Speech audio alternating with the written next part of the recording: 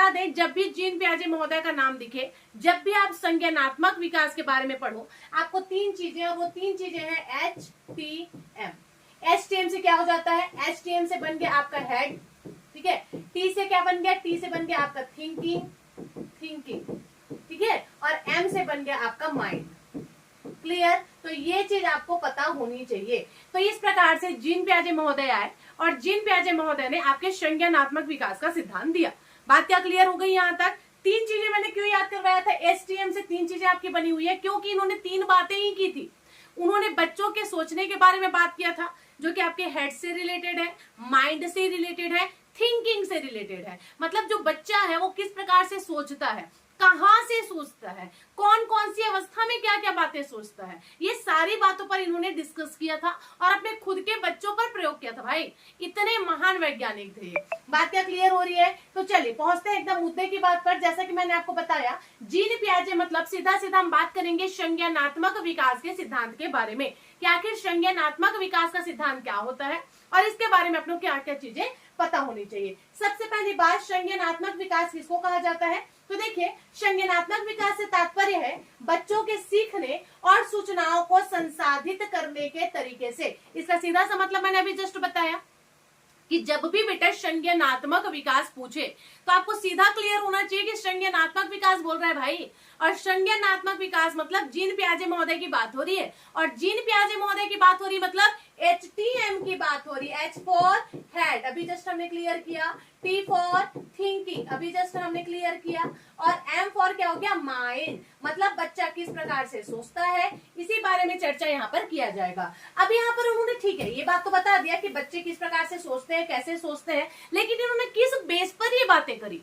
तो उन्होंने बेस यहाँ पर ये रखा था बेटा कि जो एक शिशु होता है, जो एक बच्चा होता है, वो 0 से 2 साल में क्या सोचता है, किस प्रकार से सोचता है, ठीक है। वहीं आगे जाएंगे तो 2 से जब आगे अपन पहुंचे तो 3 से 7 साल में क्या सोचता है, इस एज के दौरान वो कौन सी सोच रखता है, किस प्रकार की सोच रखता है। उसके बाद 7 से 11 साल का जब वो होता है तब बच्चा 7 से 11 साल की अवस्था में क्या बातें सोचता है और किस प्रकार से सोचता है। और वहीं आपसे 11 प्लस, ठीक है, 11 से जब आगे जाएंगे तो उस दौरान बच्चा किस प्रकार की अपनी थिंकिंग रखता है। मतलब सीधा सीधा मतलब है कि जीन पियाजे की बात आ गई, संज्ञानात्मक विकास की बात आ गई, मतलब संज्ञान की बात आ गया। और संज्ञान मतलब 3 चीजें, HTM बच्चा कैसे सोचता है, कब सोचता है, किस अवस्था में सोचता है और किस प्रकार से सोचता है। तो इसके बारे में हमको पूरा का पूरा क्या करना है, चर्चा करना है। बात क्या क्लियर हो रही है? अब देखो इसमें क्या चीजें आती है, पहले तो ये समझ लीजिए आप। तो इसमें ध्यान, धारणा, भाषा, सोच, स्मृति और तर्क में सुधार की बातें कही गई है। अब ये क्या चीजें हैं मैडम जी? तो एक बात समझना, जैसे कि बहुत सारे बच्चे अभी मेरी क्लास देख रहे होंगे, है ना, बहुत सारे बच्चे क्लास देख रहे हैं। अब उनके मन में ये आ रहा होगा कि बाल मनोविज्ञान क्या ये हॉस्टल वार्डन के लिए भी जरूरी है? तो आपके मन में आया बिल्कुल हम शिक्षक भर्ती की तैयारी करें तो हमारे लिए तो भाई ये क्लास बहुत जरूरी है। तो इस बात का आपने क्या किया, ध्यान किया। अब ध्यान करने के बाद आप धारणा करेंगे। धारणा कैसे करेंगे? मतलब क्या ये जो पढ़ा रहे हैं वो सिर्फ CG टेट के लिए जरूरी है, C टेट के लिए भी है, या UP टेट वाले भी देख सकते हैं, MP टेट वाले भी देख सकते हैं, या सिर्फ छत्तीसगढ़ के बच्चे ही देख सकते हैं? तो ये कहां से आ गया बेटा? ये हो गई आपकी धारणा। मतलब दुनिया भर का पंचायती अपने दिमाग में लेकर के खिचड़ी बना देना। एक बार में समझ तो आती नहीं है, क्योंकि जो चीज हम यहाँ पर पढ़ रहे हैं वही चीज आपको शिक्षक भर्ती में पढ़ना पड़ेगा। चाहे आप कहीं का भी शिक्षक भर्ती दे रहे हो, चाहे आप MP का दे रहे हो, चाहे आप UP का दे रहे हो, चाहे आप CG का दे रहे हो, चाहे आप कहीं का भी दे रहे हो, उसके लिए ये आपके लिए क्लास जो है बहुत ज्यादा इंपॉर्टेंट होने वाला है। तो ये सारा जो खिचड़ी पकता है उसको हम कह देते हैं धारणा। अब आपकी बात आगे आती है कि भाषा कैसी होगी। भाषा के इसी लैंग्वेज में पढ़ के बंधु आपके लिए दोनों भाषाओं में यहाँ पर चीजें लिखी गई है। प्रॉपर कंटेंट आपको इंग्लिश और हिंदी दोनों में मिलेगा, तो इसके बारे में भी आपको सोचने की एकदम जरूरत नहीं है। सोच की बात करें, अब फाइनली आप सोचोगे कि हाँ भाई ठीक है, अब हम पहुंच गए तृप्ति मैडम की क्लास में, मतलब हमको सफिशिएंट कंटेंट मिलेगा, सारे के सारे इंपॉर्टेंट कंटेंट हमको यहाँ पर से मिल जाएंगे। अब आप जब सोच ले इतना ना, तो आपकी स्मृति में भी ये चीजें आएंगी, और स्मृति के साथ साथ तर्क वितर्क के बाद फाइनली आप ये समझ करके चल सकते हैं कि अब अगर बेटा हॉस्टल वार्डन में सिलेक्शन चाहिए, अगर शिक्षक भर्ती में सिलेक्शन चाहिए, तो बिल्कुल तृप्ति मैडम का क्लास देखना ही पड़ेगा। बात आया क्या समझ में? तो ये सारा चीज जहां पर चल रहा था ना बेटा, उसको ही हम किस वे में लेते हैं, उसको ही हम क्या कहेंगे? तो उसको ही हम संज्ञान कहेंगे। और ये सारी की सारी बुद्धि का ही खेल होता है, ठीक है। हेड, माइंड और थिंकिंग, बस गेम कहाँ होती है? ये तीनों चीजें की गेम होती है, और ये तीनों चीजों का जो गेम होता है ना, यही संज्ञान कहलाता है। और इसी के बारे में खोजबीन किसने किया था? इसी के बारे में जो खोजबीन है वो जीन पियाजे महोदय ने किया था। क्या बातें हमारी एकदम क्लियर हो चुकी हैं? चलिए, बहुत बढ़िया, शानदार और जबरदस्त वाला ये रहा हमारा सेशन, है ना।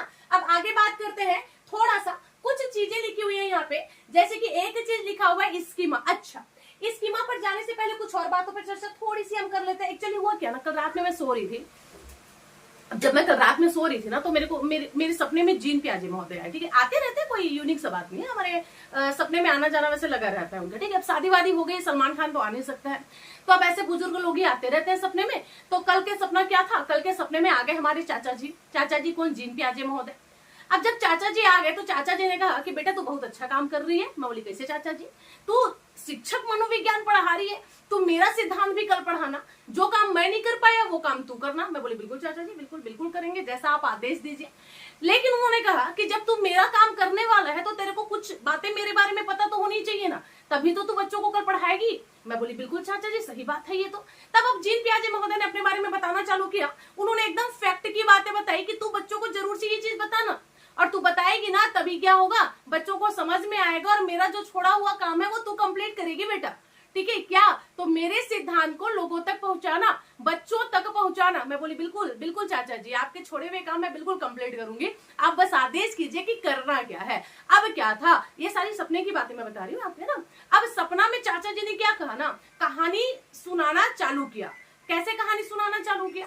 तो देखो, इन्होंने कुछ प्रकार की कहानी सुनानी चालू की। जैसे कि पहला बात इन्होंने बताया कि सबसे पहली बात कि मेरा जन्म कब हुआ था। आपके जो जीन पियाजे महोदय, हाँ जी मैं सारे बच्चों का कमेंट देख रही हूँ, लेकिन मैं आपको रिक्वेस्ट करूंगी बेटा कि अभी कमेंट पर फोकस ना करें, आप पूरी तरीके से क्लास पर फोकस करें ताकि चीजें आपको समझ में आ सके। ठीक है, अब इन्होंने क्या बताया, अब हमारे जो चाचा जी हैं उन्होंने साफ साफ शब्दों में कहा कि जो मेरा जन्म है ना बेटा, ये जो मेरा जन्म है ये हुआ था 1986 में।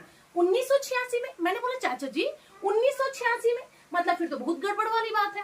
तब चाचा जी ने कहा नहीं नहीं बेटा, 1986 नहीं, 1900 में तो मेरी मृत्यु हुई थी। मेरा जो जन्म हुआ था वो हुआ था 1886 में। अब फिर से कंफ्यूजन कि चाचा जी को अपना डेट ऑफ बर्थ याद नहीं है।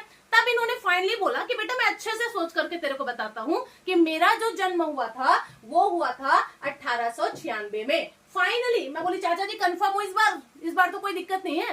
तो चाचा जी ने कहा एकदम एकदम मैं कंफर्म हूँ। तब उन्होंने आगे अपना कहानी जारी रखा और कहा कि मेरा जो जन्म है वो हुआ था 1896 में, और मेरी मृत्यु कब हुई थी? अब ये पहुंचे हैं 1900 में। चाचा जी क्या थोड़े बुजुर्ग हो गए थे ना, तो क्या ना चीजें थोड़ी सी अप एंड डाउन चलती रहती हैं। उन्होंने बताया कि 1896 में मेरा जन्म हुआ है और 1980 में मेरी मृत्यु हुई थी। ठीक है, ये चाचा जी बता रहे हैं, सपने में मैं नहीं बता रही हूँ, ये खुद अपने मुंह से बता रहे हैं कि मेरा जन्म कब हुआ था बेटा, 1896 में हुआ, और मेरी मृत्यु कब हुई थी? तो मेरी जो मृत्यु है वो 1980 में हुई थी। और भगवान जी ने कुल मिलाकर जीने के लिए मेरे को कितने वर्ष दिए? 84 वर्ष दिए थे। अब जब भगवान जी ने मेरे को 84 वर्ष गॉड गिफ्ट कर दिया, उन्होंने दे दिया जीने के लिए, तो मैंने भी ठान लिया कि जब 84 साल की जिंदगी मिल रही है ना, तो मेरे को खूब करके क्या करना है? बच्चों को परेशान करना है। फिर क्या था, जब बच्चों को परेशान ही करना था तो उसके लिए मैंने एक आइडिया निकाला, और आइडिया कैसा था कि 32 धड़ाधड़ पुस्तक लिख डाला। ठीक है, कितना? तो बस 32 पुस्तक इन्होंने लिखा बच्चों के ऊपर। बात क्या क्लियर आ रही है? ये सारी बातें कौन बता रहा है? ये सारी बातें आपके चाचा जी बता रहे हैं, जीन पियाजे महोदय बता रहे हैं। क्या बता रहे हैं कि मेरा जन्म कब हुआ था बेटा? 1896 में मेरा जन्म हुआ, और मृत्यु कब हुआ? 1980 में। कब? 1980 में। कुल मिलाकर कितने साल का समय मिला था जीने के लिए इनको? तो कुल मिलाकर इनको मिला था 84 वर्ष का समय जीने के लिए। अब 84 वर्ष में भी इनको बच्चों को परेशान जो करना था, तो बच्चों को परेशान करने के लिए उन्होंने टोटल कितनी पुस्तक लिख डाली? 32 पुस्तक लिख डाली, एकदम धड़ाधड़ तरीके से। ठीक है, ताकि बच्चे हो जाए परेशान पुस्तक को पढ़ पढ़ के। ओके, तो ये तो बातें रही। जीन पियाजे महोदय ने आगे बताया कि मैं रहने वाला कहाँ का हूँ, अगर बच्चे पूछे तो तू बताएगी क्या? मैं बोली हाँ चाचा जी, बहुत परेशानी हो जाएगा यार। तब उन्होंने बताया, बताना बच्चों को कि मैं स्वीडन का रहने वाला था भाई, स्वीडिश था। कहाँ का रहने वाला था? स्वीडन का रहने वाला था। अब नाम में लगा है प्याज, तो याद रखेंगे प्याज क्योंकि स्वीडन में सस्ता मिलता था भाई, इसीलिए पियाजे महोदय पहुंच गए कहाँ? स्वीडन। प्याज कहाँ सस्ता मिलता था? स्वीडन में मिलता था। उन्होंने ये भी बताया क्योंकि प्याज यहाँ सस्ता मिलता था ना, इसलिए मैं स्वीडन में ही पैदा हो गया था। तो ये कुछ फैक्ट की बातें थी जो इन्होंने अपने बारे में मेरे को बताई थी भाई। हाँ जी बताइए।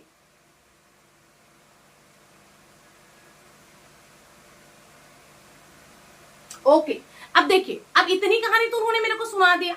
इतनी कहानी सुनाने के बाद उन्होंने आगे कहा कि जब इतनी सारी बातें हो गई तब मैंने सोचा कि अब मैं बच्चों को परेशान करूंगा। अब बच्चों को परेशान करने के लिए मुझे क्या करना पड़ेगा? तो बच्चों को परेशान करने के लिए मुझे बच्चों पर प्रयोग करना पड़ेगा। अब जब बच्चों पर ही प्रयोग करना है तो क्यों ना मैं अपने ही बच्चों पर प्रयोग करूं, किसी और के बच्चों पर मैं क्यों प्रयोग करूंगा? तो भगवान जी ने क्या किया, इनको 3 औलाद दी थी। कितनी औलाद दी थी? एक दिया था लड़का, एक दिया था क्या बेटा? लड़का, जो कि था नालायक, ठीक है, और 2 दी थी लड़कियां। क्या दी थी? 2 लड़कियां। अब देखो, इतने जिम्मेदार आदमी थे ना, मतलब 1 नंबर के पति देव। क्यों 1 नंबर के पति देव? क्योंकि इनकी पत्नी को अपने बच्चे के बारे में ध्यान रखने की जरूरत नहीं पड़ती थी। रीजन ये था कि प्याजे महोदय खुद ही तीनों बच्चों पर रात दिन प्रयोग करते रहते थे, रात दिन प्रैक्टिकल करते रहते थे, रात दिन बच्चों का ध्यान तो यही रखते थे, बीबी आराम से सोती थी। समझ रहे हो? तो इस प्रकार से इनके 3 बच्चे हुए और महोदय ने तीनों के तीनों बच्चों पर प्रयोग कर डाला। भाई क्या कर डाला? तीनों के तीनों बच्चों पर प्रयोग कर डाला। और प्रयोग भी कैसा किया कि कौन सा बच्चा कौन सी अवस्था में किस प्रकार से सोचता है। मतलब अगर मेरा बेटा 0 से 2 वर्ष के बीच में है तो वो किस प्रकार से चीजों को लेगा, उसकी सोच कैसी होगी। अगर मेरा बच्चा 2 से 7 साल का हो गया है तो वो किस प्रकार से चीजों को सोचेगा। और अगर मेरा बच्चा 7 से 11 साल की अवस्था में, तब वो कैसे सोचेगा।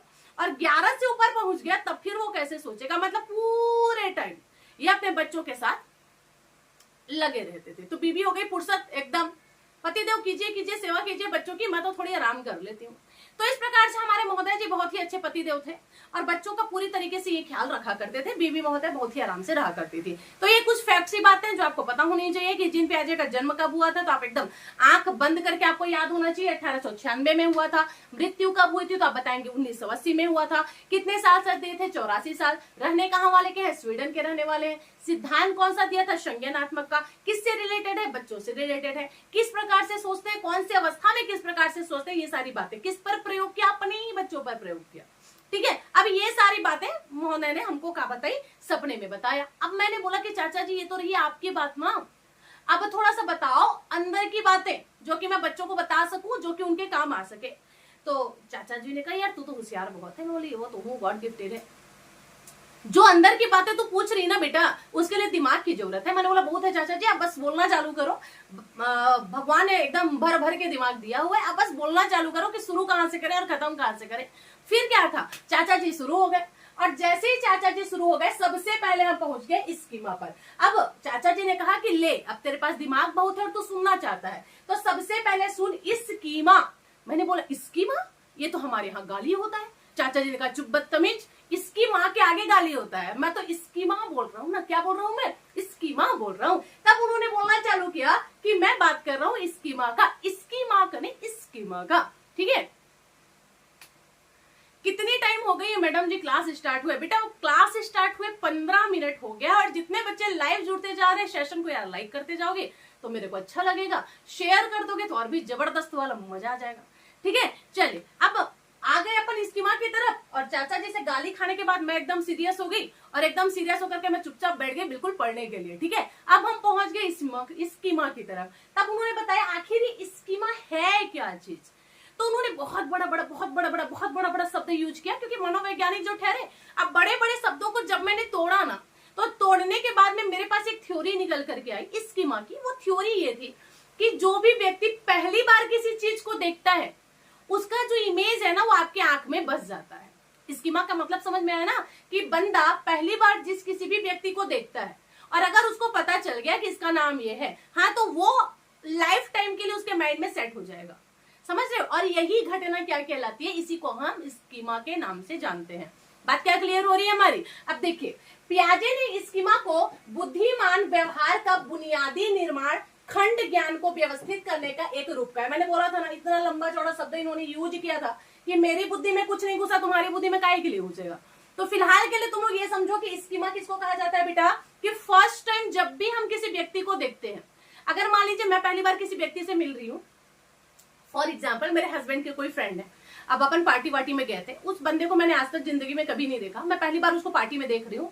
हस्बैंड ने इंट्रो करवाया, मेरा क्या है ऑफिस में काम करता है, मेरा एक कर्मचारी है और इसका नाम कुछ भी है ABCD, अमन है, इसका नाम अमन है, ऐसा करके उन्होंने इंट्रो करवाया। अब मैंने उनको देखा, अब पहली बार जब मैं उनको देखी ना, मतलब उनका माइंड भी मेरे नाम से सेट हो गया है कि इसका नाम भाई अमन है और अमन ऐसे दिखता है।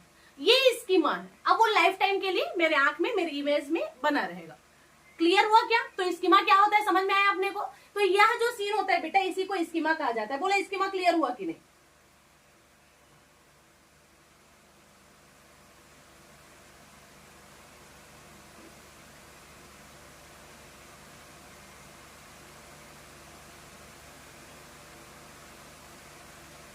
यही चीजें तो क्लियर कर रही हूं बेटा। जैसे कि देखिए, पहली बार आप लाइफ में कोई भी चीज देखते हैं, उसका एक इमेज जो है ना आपके माइंड में बन जाता है, और यही जो इमेज है उसे हम किस नाम से जानते हैं बच्चे? स्कीमा के नाम से जानते हैं। जैसे फॉर एग्जांपल लो, कोई बच्चा पहली बार स्कूल गया। अब पहली बार जब उसको स्कूल गया तो टीचर ने क्या किया, एक एप्पल का, उनके पास बहुत सारे बॉक्सेस रहते हैं ना, बड़ा वाला बॉक्स लेकर के आई, और बड़ा वाला बॉक्स है जिसमें पूरे चारों साइड पर एप्पल एप्पल एप्पल बना हुआ था। अब टीचर ने बच्चों को दिखाया कि बेटा ये क्या दिख रहा है तुमको, जो रेड रेड दिख रहा है वो? तो बच्चों ने कहा नहीं पता मैडम। तब मैडम ने बताया बेटा ये ए फॉर एप्पल है। क्या है? ये ए फॉर एप्पल है। अब बच्चे के माइंड में सेट हो चुका है कि भाई एप्पल है और एप्पल ऐसे ही दिखता है। तो ये क्या हो गया? ये हो गया स्कीमा। मतलब क्या चीजें क्लियर? कि पहली बार हम जब भी कोई किसी चीज को देखते हैं, उसका एक जो इमेज है वो हमारे माइंड में सेट हो जाता है फॉर लाइफ। तो इसको ही हम स्कीमा के नाम से जानते हैं। अब मैंने कहा कि चाचा जी वो तो ठीक है, मैं समझ गई जो आप बता रहे हो कि पहली बार अगर हम किसी को देखते हैं, किसी को मिलते हैं, उसके बारे में जानते हैं, तो वो फिर स्कीमा हो गया, उसका इमेज हमारे माइंड में सेट हो जाता है। बहुत अच्छी बात है। लेकिन हम जो चीजों को देखे नहीं है वो भी हम इमेजिन करते हैं। जैसे कि मैंने हैरी पॉटर का मूवी देखा था। हैरी पॉटर के मूवी में मैंने एक चुड़ैल को देखा जो कि झाड़ू से उड़ रही है। अब मेरे माइंड में तो सेट हो चुका है ना। जैसे कि बहुत सारे बच्चे बोलते हैं मैडम जी मेरे को डर लगता है, भूत होती है, भूतनी होती है, चुड़ैल होती है, ऐसा। अब आपके माइंड में एक इमेज भी बना होगा हर किसी के माइंड में कि भूतनी कैसे दिखती होगी, चुड़ैल कैसी दिखती होगी, तो डायन कैसी दिखती होगी, तो डायन ऐसी दिखती होगी। तो मैंने चाचा जी से कहा कि मैंने तो जिंदगी में कभी चुड़ैल नहीं देखा है, लेकिन जब मैं चुड़ैल के बारे में सोचूं तो एक इमेज तो जरूर मेरे माइंड में बन जाता है। फिर वो क्या है? मैंने तो ना कभी देखा है ना तो कभी सुना है, तो क्या वो भी स्कीमा है? तब चाचा जी ने क्लियर किया कि बदतमीज सुन आराम से, आगे बोलने नहीं देता है तो पहले सुन तो ले। बोली ठीक, मैं अच्छे से सुन ली, अब आप बताइए। अब चाचा जी ने बोलना चालू किया कि ये जो इमेज बना है ना बेटा तेरे अंदर चुड़ैल वाला, ये ऐसी नहीं आ गया कहीं से, ये तूने या तो कहीं मूवी में देखा है, या तो तूने हैरी पॉटर में चुड़ैल झाड़ू वाली वो देखी होगी, उसका इमेज तेरे अंदर बन गया, या तो तू कोई हॉरर मूवी देखा होगा, और हॉरर मूवी में जब तू वहां पर तूने चीजें क्लियर की होगी तो तेरे को दिखा होगा कि कोई भूतनी होती है जो कैसे रहती है, डायन जैसे दिखती है, एकदम उसका हाथ पैर उल्टा सीधा रहता है। मतलब कहीं ना कहीं तो तुमने देखा है, कहीं ना कहीं तुम्हारा जो माइंड है वो सेट है कि इस प्रकार की चुड़ैलें दिखती हैं, या तो मूवी में देखे हो या कहीं हॉरर मूवी में देखो या कहीं और देखे हो, लेकिन देखे तो जरूर हो। कहीं तुमने देखा है तभी तुम उसका इमेजिन कर पाते हो, तभी तुम्हारा उसका जो इमेज है वो तुम्हारे माइंड में सेट होता है जब भी तुम उसका नाम लेते हो। मतलब ये हुआ कि जो भी चीज हम देखते हैं वो जाकर हमारे माइंड में सेट हो जाता है, और उसको हमने जो नाम दे दिया वही क्या हो गया? आपका स्कीमा हो गया। क्या यहां तक चीजें आपकी क्लियर हो गई? जल्दी से बताइए। क्लियर? तो स्कीमा क्या होता है बेटा, समझ में आ गया ना? हम पहली बार जिस भी चीज को देखते हैं उसका जो इमेज है वो हमारे सामने बन जाता है।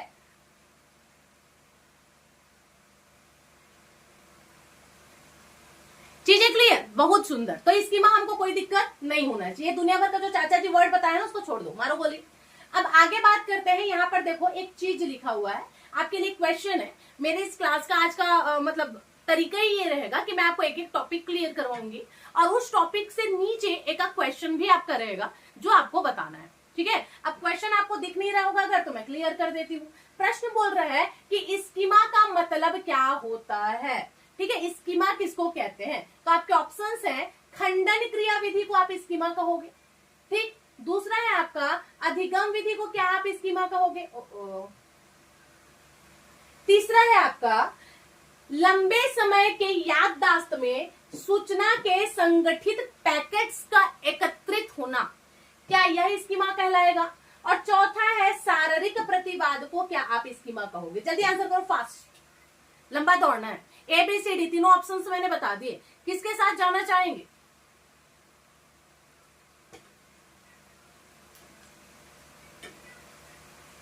जल्दी जल्दी जल्दी जल्दी, जितने बच्चे लाइव जुड़े हैं फटाफट से कमेंट करेंगे। बहुत सुंदर, वेरी गुड। मतलब अपने को समझ में आ गया ना हम स्कीमा किसको कहेंगे। वेरी गुड, बहुत ही शानदार, जबरदस्त। सभी बच्चों का आंसर आ रहा है सी। मतलब स्कीमा क्या हुआ बेटा, तो लंबे समय के याददाश्त में सूचना का जो संगठित पैकेट एकत्रित हो गया है ना, वही क्या कहलाएगा, स्कीमा। बेहतरीन, वेरी गुड। मतलब चीजें आपको एकदम क्लियर हो चुकी हैं, कहानी के माध्यम से ही सही, चीजें आपको बननी चाहिए, बस मेरे को यही चाहिए। अब जब आपने स्कीमा समझ लिया बेटा, तो अब आपको पता होना चाहिए कि स्कीमा कितने प्रकार का होता है। तो आपको बता दें, जो स्कीमा होता है वो 2 प्रकार का होता है। कौन कौन सा प्रकार का होता है? 2 प्रकार का होता है। अब ये 2 प्रकार का मतलब क्या होता है बेटा? तो इसका मतलब होता है, एक तो वो कि आपने जो चीज देख लिया, या आपको किसी ने जो चीज बता दिया किसी के बारे में, उसको एज इट इज एक्सेप्ट कर लेना। मतलब जैसा किसी ने आपको बताया है, जैसे को तैसा एक्सेप्ट कर लेना। समझ में आया? As it is. किसी ने आपको बता दिया कि बेटा ऊपर में देख रहे हो पक्षी जो उड़ रही है, तो ऊपर में जो उड़ती है बेटा उसको चिड़िया कहते हैं। आपने मान लिया कि पापा ने बताया है कि भाई पक्षी ऊपर में उड़ती है और जो उड़ते हुए हमको दिखती है वो चिड़िया है। बस आपके माइंड में सेट हो गया कि जो भी चीज आसमान में उड़ रही है मतलब वो चिड़िया है। तो आपने उसको एज इट इज अपना लिया। तो एक तो ये हो गया। दूसरा ये होता है कि कोई हमको कोई चीज जब बता देता है तब हम उसमें थोड़ा सा संशोधन करते हैं। संशोधन करते हैं मतलब क्या बेटा? अब पापा ने कहा वो चिड़िया है, अब हम उसमें थोड़ा सा संशोधन करेंगे। यार क्या सच में ये चिड़िया है या ये चिड़िया नहीं है? मतलब उसमें थोड़ा सा, उसको थोड़ा सा मॉडिफाइड करना, उसमें थोड़ा सा कुछ ना कुछ परिवर्तन करना। ये काइट भी तो हो सकता है, मतलब हर उड़ने वाला चीज चिड़िया तो नहीं है ना, ये धागा वाली है, सुई धागा वाली चिड़िया है, हमने उसमें मॉडिफाइड कर दिया उसको थोड़ा सा। मतलब समझ रहे हो? अगर हम एज इट इज अपना सकते हैं, एक ऑप्शन हमारे पास। दूसरा, हम उसमें थोड़ा सा परिवर्तन करके अपनी तरफ से कहानी में थोड़ा सा ट्विस्ट डालेंगे, और कहानी में थोड़ा सा ट्विस्ट डालने के बाद हम उसको अपनाएंगे। तो ये क्या हो जाएगा बेटा? ये एक दूसरा प्रकार हो जाएगा। अब ये जो 2 प्रकार मैंने बताया, इनको अलग अलग नाम दिया गया है। कैसे अलग अलग नाम दिया देखते हैं। जैसे सबसे पहले एक प्रकार होता है आपका अनुकूलन। अनुकूलन को क्या कहा जाता है? एडेप्टेशन के नाम से आप जानते हैं, या एडेप्शन के नाम से आप इसको जानते हैं। अब अनुकूलन कहते हैं किसको है बेटा? तो मैंने जो भी बताया वो 2 इस प्रकार है, नाम बस भिन्न भिन्न है। जैसे कि अनुकूलन किसको आप कहेंगे? तो अनुकूलन एक ऐसी प्रक्रिया है जिसके माध्यम से जीव अपने पर्यावरण के साथ तालमेल बिठाता है। पहले मैंने बताया क्या अनुकूलन है, क्या चीज अनुकूलन बेटा? तो अनुकूलन एक ऐसी प्रक्रिया है जिसके माध्यम से जो जीव है वो अपने पर्यावरण के साथ क्या करता है? तालमेल बिठाने का काम करता है। इसको ही हम क्या कहते हैं? इसको ही हम अनुकूलन कहते हैं। पहले तो आपको एडेप्शन समझना पड़ेगा। अनुकूलन क्या है? क्लियर चीजें। अनुकूलन किसको कहते हैं बेटा?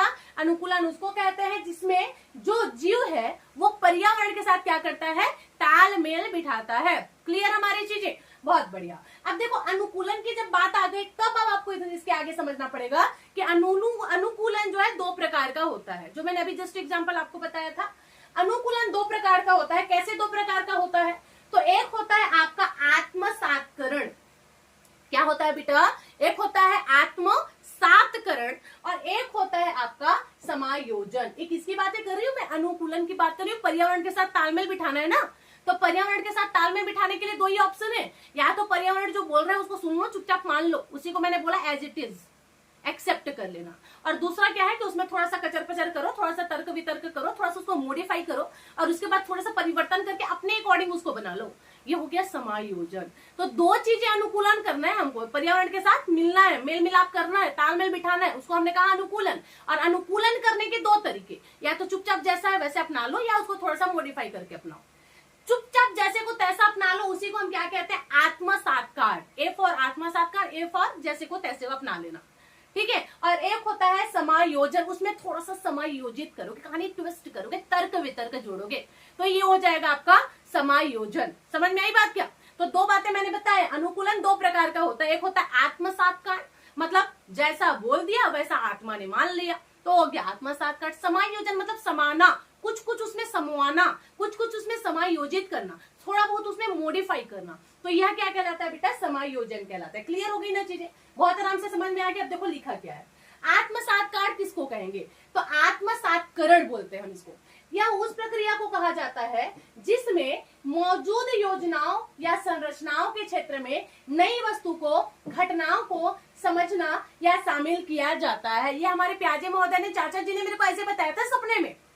अब उनके शब्दों को मेरे को थोड़ा सा तोलना पड़ा, थोड़ा सा मरोड़ना पड़ा और फिर सोचना पड़ा कि जब ये शब्द मैं अपने बच्चों के सामने रखूंगी तो बच्चे तो बेहोश हो जाएंगे। मैडम जी क्या क्या वर्ड है, भगवान कसम कभी नहीं सुने हमने तो ऐसा।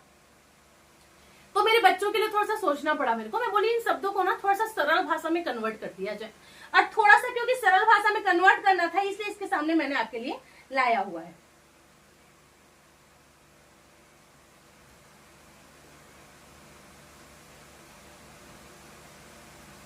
क्या चीज? हाँ जी, अनुकूलन किसको कहते हैं? अभी क्लियर किया ना बेटा मैंने, पर्यावरण के साथ मेल मिलाप ताकि आप रख सको, पर्यावरण के साथ एडजस्ट करना, यही अनुकूलन कहलाता है।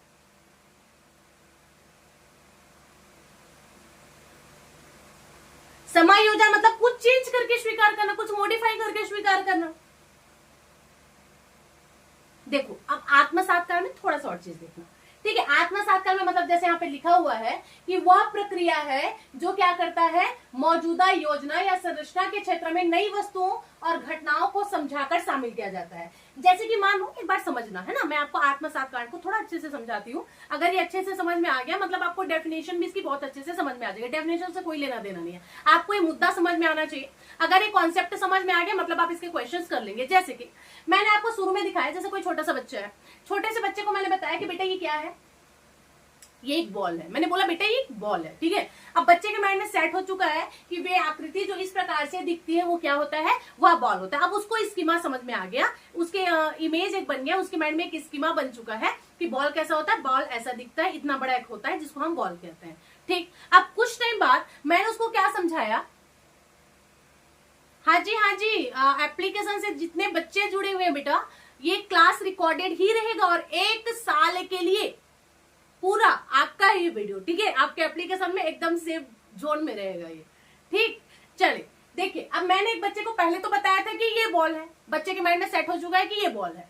अब मैंने क्या किया, इसको थोड़ा सा बड़ा बॉल बनाया। अब मैंने बोला बेटा ये क्या है, बोला नहीं पता मम्मा ये क्या है। मैंने बोला बेटा ये बॉल था, वैसे ये भी बॉल है, मतलब बस इसका आकार परिवर्तन हुआ है, ये भी बॉल है ये भी बॉल है, चेंज क्या हुआ तो सिर्फ इसकी आकृति बदली है, इसके आकार में परिवर्तन हुआ है। बच्चे को समझ में आ गया। फिर मैंने एक और बड़ा बॉल लिया, मैं बोला बेटा ये क्या है। अब बच्चा एकदम बताएगा कि मम्मा ये भी बॉल है, जैसे वो छोटा सा बॉल था वैसा ये बड़ा बॉल है, वैसे ये बड़ा बॉल है। मतलब चीजें क्या समझ में आ रही है? आत्मसात्करण का मतलब ये होता है बेटा कि जो चीजें उसको एज इट इज अपना लेना और जरूरत पड़ने पर सेम चीजों को कंटेंट में ऐड करते जाना। मतलब मैंने कोई इंफॉर्मेशन दिया कि ये बॉल है, अब दूसरा बॉल उसके सामने आ गया तो मेरा कर्तव्य बनता है कि मैं उसको समझाऊं कि बेटा ये भी बॉल ही कहलाता है। अंतर क्या है कि ये छोटा बॉल था, ये थोड़ा सा बड़ा बॉल है। बात समझ में आ रही है कि हमारे पास जो जानकारी है उस जानकारी में और भी चीजें ऐड करते जाना, ये क्या कहलाता है बच्चे? एडेप्शन, आत्मसात्करण कहलाता है। इसको हम क्या कहते हैं? आत्मसात्करण इसको ही कहा जाता है। क्या बात क्लियर हो रही है हमारी? मतलब सिंपल सा है कि कोई भी जानकारी जो हमको किसी ने दिया उसमें और भी जानकारी समय के अनुसार ऐड होती जाती है, तो वह आत्मसात्करण के नाम से जाना जाता है। क्लियर? तो एज इट इज वाला कॉन्सेप्ट है, जैसा जिसने कहा वैसा चुपचाप मान लो भाई, ठीक ना। दूसरा चीज होता है समायोजन। समायोजन किसको कहते हैं बेटा? तो समायोजन वह प्रक्रिया है जिसके माध्यम से किसी नई वस्तु या घटना को संशोधित किया जाता है। समायोजन, स से समायोजन और स से हुआ संशोधित, और संशोधित मतलब अपनी भाषा में हम इसी को बोलते हैं परिवर्तन करना या थोड़ा सा मॉडिफाई करना या थोड़ा सा चेंज करना। बात क्लियर हो रही है? तो संशोधित मतलब समझ आ गया, आत्मसात्करण का मतलब भी अपने को समझ में आ चुका है। चीजें क्लियर? तो समायोजन क्या होता है ये अपने को क्लियर हो चुका है क्या? जब चीजें में परिवर्तन होता है तब उसको हम क्या कहते हैं? उसी को हम कहते हैं समायोजन। जैसे कि अभी मैंने बच्चे को बताया था कि आसमान में जो उड़ता है ना बेटा वो चिड़िया है। अब मान लो अभी 1 घंटा पहले मैंने ये बच्चे को बताया था, लेकिन उसी टाइम पर आसमान में एक पतंग उड़ रहा है। अब बच्चा उसको भी देख करके बोल रहा है पापा ये सुई धागा वाला चिड़िया है क्या जो पतंग उड़ रहा है? क्योंकि आपने अभी जस्ट बताया था कि क्या है बेटा, जो आसमान में उड़ता है वो चिड़िया ही होती है। अब तुरंत 1 घंटे बाद पतंग उड़ गया, बच्चा तो होगा ना, पूछेगा ही ना पापा देखो एक और चिड़िया उड़ रही है। पर मजे की बात है उसकी पूंछ लंबी है और उसके साथ धागा भी जुड़ा हुआ है। अब आप क्या बोलोगे? तो आपको उसको बताना पड़ेगा कि बेटा वो सारी चीजें जो आसमान में उड़ती है वो चिड़िया नहीं होती है, ये पतंग है। मतलब आपने तुरंत एक बात कही थी बच्चे को, उसको तुरंत आपने चेंज किया, मॉडिफाई किया, परिभाषा में थोड़ा सा बदलाव किया और अपने बच्चे को समझाया, तो ये कहलाता है बेटा समायोजन। बात क्लियर? तो मेरे ख्याल से आत्मसात्करण और समायोजन में आपको किसी भी प्रकार का कोई भी कंफ्यूजन नहीं होना चाहिए। क्लियर है? ओके, जीन पियाजे के सिद्धांत के अनुसार, अब देखो फिर से एक प्रश्न, अब जब दो बातें आपकी क्लियर हो गई, अनुकूलन आपने समझ लिया, आत्मसत्करण आपने समझ लिया, समायोजन भी आपने समझ लिया, तो बंधु प्रश्न तो बन जाता है। बनता है कि नहीं बनता है? बिल्कुल बनता है। चलिए अब प्रश्न है आपके सामने, प्रश्न मैं पढ़ती हूँ पहले, फिर ऑप्शन आपको दिखाऊंगी। एक्चुअली थोड़ा सा मेरा आज का कंटेंट है ना, ये कुछ ज्यादा ही बड़ा बड़ा हो गया, इस वजह से छोटा नहीं हो पा रहा है। ठीक है, चलिए देखेंगे। जीन पियाजे के सिद्धांत के अनुसार अनुकूलन किन दो मूल प्रक्रियाओं को समाहित करता है? प्रश्न क्या क्लियर हुआ? मतलब पूछना चाह रहा है कि अनुकूलन में क्या दो चीजें, क्या दो प्रक्रियाएं समाहित होती हैं? ऑप्शन है आपका, तो अनुकूलन का मतलब होता है आपका समायोजन और समावेशन, समायोजन और समावेशन। दूसरा है संतुलीकरण और संगठन। आप अनुकूलन की बात करें, पर्यावरण की बात नहीं करें, पहले तो माइंड में ये क्लियर रखो। तीसरा है समायोजन और संतुलीकरण, और चौथा है समावेशन और संगठन। चलो बता दो, ऑप्शंस आपके सामने है, ए बी सी डी, किसके साथ जाना चाहेंगे? जल्दी करेंगे। ए बी सी डी, पहले अच्छे से देख लो यार, अनुकूलन बताना है आपको। अनुकूलन में क्या होता है? तो अनुकूलन का हमने बात किया कि पर्यावरण के साथ अच्छे से समायोजित होना, अच्छे से उसके साथ समावेश करना, यही आपका अनुकूलन कहलाता है। यही मैंने बताया था ना, तो आप बताइए आंसर क्या लग रहा है इधर वाले बच्चे?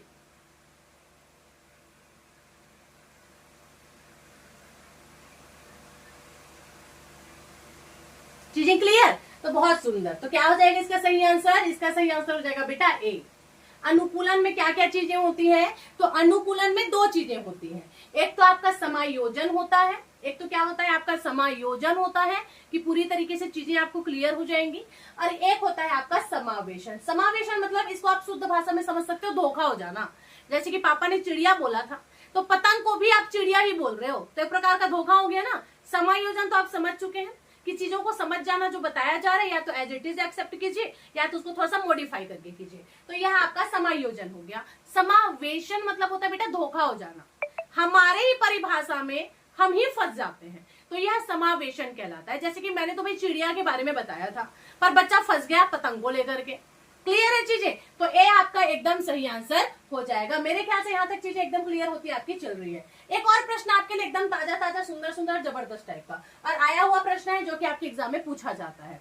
प्रश्न बोला जा रहा है कि पियाजे के सिद्धांत में वह प्रक्रिया जिसमें एक बच्चा नए अनुभव का बोध करने के लिए अपने स्कीमा को रूपांतरित और संशोधित करता है, क्या कहलाता है? बात क्या क्लियर हो गई? एक बच्चा को जब किसी चीज का नॉलेज हो गया, अब उसके पास एक स्कीमा आ गई, अब उस स्कीमा को क्या कर सकता है? उस स्कीमा को स्वीकारने के लिए उस स्कीमा को रूपांतरित और संशोधित करता है। तो यह क्रिया क्या कहलाती है? रूपांतरित करना और संशोधन। अनुकूलन बोलेंगे, समायोजन बोलेंगे, संरक्षण बोलेंगे या केंद्र बोलेंगे? रूपांतरित करना मैं बोल रही हूं, परिवर्तन करना क्या कहलाता है? हमने कोई जानकारी दिया, अब उसमें सडन अपने को परिवर्तन करना पड़ा है, संशोधन करना पड़ रहा है, ऐसा शब्द यूज करूं? ऑप्शन है आपके, अनुकूलन बोलोगे, समायोजन बोलोगे, संरक्षण बोलोगे या केंद्र बोलोगे? बहुत सुंदर, बेहतरीन, वेरी गुड, सुपर। सभी बच्चों का आंसर आ गया और इतनी जल्दी आंसर आया है, वेरी गुड बेटा, बहुत ही सुंदर। क्या हो जाएगा इसका सही आंसर? इसका सही आंसर हो जाएगा आपका बी। इसी को आप समायोजन के नाम से जानेंगे। किस नाम से जानेंगे? समायोजन के नाम से जानेंगे, क्योंकि संशोधन करना पड़ रहा है ना। अभी तो हमने बात किया था आत्मसात्कार मतलब तुरंत जैसा का तैसा है, आत्मा ने स्वीकार कर लिया। समायोजन मतलब संशोधन, स से समायोजन, स से संशोधन। चीजें क्लियर हो रही है? बहुत सुंदर। तो ये रहा हमारा बी। एक और क्वेश्चन है, एक लास्ट, ठीक है, वन मोर। चलो ये रहा आपका प्रश्न। जब कोई छोटी बच्ची ऊंट को पहली बार देखती है तो वह उसे ऊंट पीठी वाला घोड़ा देते हैं, मतलब ऊंची पीठ वाला घोड़ा लगता है उसको। मान लीजिए कोई बच्ची है, पहली बार वो ऊंट देखी, अब उसने अपनी जिंदगी में घोड़ा देखा था पर ऊंट कभी नहीं देखा था। तो जब वो ऊंट को देखती तो क्या बोलती है? अरे पापा ये तो ऊंचा पीठ वाला घोड़ा है। क्या बोलती है? ये तो ऊंचा पीठ वाला घोड़ा है। तो पियाजे के सिद्धांत में यह किसका उदाहरण हुआ? चलो बताओ।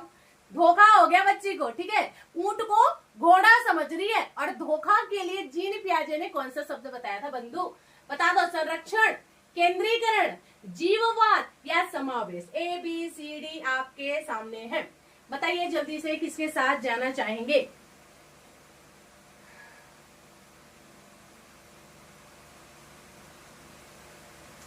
वेरी गुड, हमने ये शब्द पढ़ा है ना, मतलब कॉन्सेप्ट आपका एकदम क्लियर हो रहा है। इसी को हम क्या कहते हैं, इसी को हम समावेश बोलेंगे। क्या बोलेंगे बेटा, समावेश करना। स से समावेश और स से संशोधन, गलती करना मतलब समावेश। उसने गलती किया तो अब आपको संशोधन करके उसको फिर से परिभाषा बताना पड़ेगा कि बेटा घोड़ा ये होता है और ऊंट ये होता है। समावेश मतलब संशोधन करना पड़ेगा, और संशोधन कब करना पड़ेगा बच्चे, जब वो गलत कुछ बता रही है। चीजें क्लियर, बहुत सुंदर। तो डी आपका एकदम सही आंसर। मजा आ रहा है कि नहीं आ रहा है क्लास में, एकदम मजा आ रहा है ना। अब लग रहा है ना हमको कि हम क्लास में ही सब कुछ सीख रहे हैं, हमको सारी चीजें क्लास में ही याद हो रही है, ऐसा लग रहा है कि नहीं लग रहा है, एकदम लग रहा है। पढ़ेंगे तो लगेगा ही लगेगा, और अगर मजा आ गया तो यार सेशन को शेयर जरूर से कर देना, ठीक है। चलिए आगे बात कर ले, अगला क्या कहा जा रहा है जल्दी से देखेंगे। अब हम बात करेंगे तीसरा चीज, एक होता है जिसको कहा जाता है संतुलन। क्या कहा जाता है बेटा, इसको एक नाम दिया गया है संतुलन। अब संतुलन किसको कहेंगे, संतुलन तो हम जानते हैं कि एक क्या बिठा लेना, आपसे तालमेल बिठा लेना मैडम जी, हमारी भाषा में हम तो उसी को संतुलन कहते हैं। चलिए ठीक है, अब संतुलन किसको कहते हैं तो देखिए थोड़ा सा, आत्मसातकरण और समायोजन, मतलब जिसको एक्सेप्ट एज इट इज आपने अपनाया और जिसको थोड़ा सा आपने मॉडिफाई किया, तो इन दोनों की प्रक्रियाओं के द्वारा आने वाली संज्ञानात्मक स्थिरता या संतुलन प्राप्त ही संतुलन है। मतलब फाइनली चीजों को जब आप स्वीकार कर लेते हैं, चाहे एज इट इज आपने स्वीकार किया है, चाहे आपने उसको थोड़ा सा मॉडिफाई किया, अब दोनों के आधार पर आपको एक जो ज्ञान की प्राप्ति होती है ना बेटा, दोनों में आपसी तालमेल बिठाकर फाइनली जिस रिजल्ट पर आप पहुंचते हो, तो वह क्या कहलाता है, वह आपका संतुलन कहलाता है। जैसे कि घर में लड़ाई हो रही है, हस्बैंड भी जॉब वाला, वाइफ भी जॉब वाली। अब एकदम ज्यादा लड़ाई है, वाइफ बोल रही है कि 24 घंटा मैं ऑफिस में भी काम करूं, फिर मैं घर में भी आकर के काम करूं, आप भी वही काम कर रहे हो, मैं भी वही काम कर रही हूँ, फिर मैं अकेले घर का काम क्यों करूं। मतलब रोज का खिचकिच खिचकिच खिचकिच खिचकिच चल। फाइनली दोनों एक जगह बैठे और दोनों ने डिसाइड किया कि एक काम करते हैं, जिसकी पहले छुट्टी हो जाएगी ना वो घर आकर के पहले खाना बनाएगा, या डिसीजन ये लिया जाए कि सुबह का सारा काम करके मैं जाऊंगा, शाम का सारा काम तुम आकर के करोगी, ऐसा। तो तालमेल बन गया ना, तालमेल बन गया कि नहीं बन गया, तो यही जो तालमेल है बेटा यह आपका संतुलन कहलाता है। अब जिंदगी दोनों की अच्छी चलेगी, दोनों को कोई टेंशन नहीं है, कोई नहीं बोलेगा कि मैं अकेले ही काम कर रही हूँ। अब उसके लिए भी आसान हो गया, उसके लिए भी आसान हो गया। अब कोई खिचखिच नहीं, किसी भी प्रकार का कोई लड़ाई नहीं। सुबह का काम भाई तुम निपटाओ सारा का सारा, शाम का काम मैं निपटाऊंगा सारा का सारा, बात खत्म है। तो यही चीज है कि जब आप आत्मसातकरण के द्वारा या फिर आप संशोधन के द्वारा, जिसको आप समायोजन कहते हैं, इसके द्वारा हम जब कोई चीज को एक्सेप्ट कर लेते हैं ना बेटा, संतुलन बन जाता है। तो वही क्या कहलाता है, आपका संतुलन कहलाता है। मतलब इसको हम सीधा सीधा भाषा में क्या कह सकते हैं, तो हम सीधा सीधा भाषा में कह सकते हैं कि जो तीन चीजें हमने पढ़ा, एक तो एज इट इज अपना लेना, एक उसमें थोड़ा सा संशोधन कर लेना, और ये जो दोनों चीजें एक साथ हम एक्सेप्ट कर लेते हैं, तो वही क्या कहलाता है, आपका संतुलीकरण के नाम से जाना जाता है। चीजें एकदम क्लियर हो रही है। चलिए बहुत ही बढ़िया। अब एक और प्रश्न इसी नाम पर हो जाए, पियाजे जी का नाम लेकर के चाचा जी पता नहीं किधर गायब हो गए। चलिए देखते हैं, प्रश्न है आपका, पियाजे के संज्ञानात्मक विकास के सिद्धांत अनुसार स्वयं व पर्यावरण के बीच संतुलन की खोज की प्रक्रिया क्या कहलाती है। अब जब आप स्वयं और पर्यावरण इन दोनों के बीच में जो क्या है, आप दोनों के बीच में क्या है, एक संतुलन है, और यह संतुलन की जो खोज है यह प्रक्रिया क्या कहलाएगी, इस प्रक्रिया को आप क्या बोलोगे, तो यह प्रक्रिया आपका सामयिकीकरण कहलाएगा, संगठन कहलाएगा, समावेशन कहलाएगा, या समायोजन कहलाएगा। ए बी सी डी जल्दी से बता दो फटाक से इसका आंसर मेरे को। क्या कहेंगे हम इसको, संगठन हम बोल नहीं सकते क्योंकि पर्यावरण के साथ तालमेल बिठाना है। समावेशन मैंने आपको बता दिया था, संशोधन करने को हम कहते हैं। समायोजन आपको पता है, और समावेशन भी आपको पता है, धोखा हो जाना है ना। ये तीनों का परिभाषा बच गया एक तो, जो कि आपका साम्यीकरण। मतलब यहाँ क्या कहलाता है बेटा, इसी को आप साम्यीकरण के नाम से जानते हैं। Clear, okay. चलो अब आते हैं हम, संज्ञानात्मक विकास के 4 प्रमुख चरण होते हैं। कितने चरण होते हैं बेटा, संज्ञानात्मक विकास की अगर बात आ रही है तो आपको पता होना चाहिए कि संज्ञानात्मक विकास के टोटल 4 चरण होते हैं। कितने चरण होते हैं, सीधा सीधा मुद्दे की बात पर आए, 4 चरण होते हैं। कौन कौन सा 4 चरण होता है, तो देखिए, एक होता है आपका, लाइन से मैं बताऊंगी है ना। सबसे पहले जो होता है उसको हम बोलते हैं संवेदी गामक अवस्था। क्या कहते हैं बच्चे, सबसे पहले वाले को संवेदी गामक अवस्था के नाम से जानते हैं, ठीक। उसके बाद दूसरे नंबर पर आप जब जाओगे तो दूसरा जो रहता है उसको पूर्व संक्रियात्मक अवस्था के नाम से जाना जाता है। क्या होता है, बहुत अच्छे से समझ में आएगा। पूर्व संक्रियात्मक अवस्था, जैसे ही आपने क्रॉस किया, आप पहुंच जाएंगे मूर्त अवस्था में, और मूर्त अवस्था आपने जैसे क्रॉस किया आप पहुंच जाएंगे अमूर्त अवस्था में।